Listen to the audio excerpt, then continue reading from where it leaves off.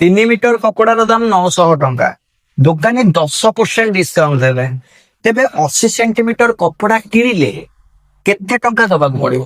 ଦେଖ କ୍ୱେଶ୍ଚନ ଦେଇଛି 3 ମିଟର କପଡାର ଦାମ 900 ଟଙ୍କା। ଆମେ ସମସ୍ତେ ଜାଣିଛନ୍ତି 1 ମିଟର 100 ସେଣ୍ଟିମିଟର, 3 ମିଟର ଯେ 300 ସେଣ୍ଟିମିଟର ହବ।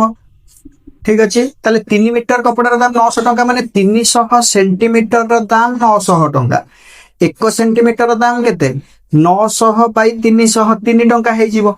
1 সেন্টিমিটর কপড়ার দাম 3 টଙ୍କା। সে কিনিଛନ୍ତି 80 সেন্টিমিটর কপড়া, তা মানে 80 সেন্টিমিটর কপড়ার দাম কেতে হব? 80 গুণন 3 240 টଙ୍କା ହେଇଯିବ।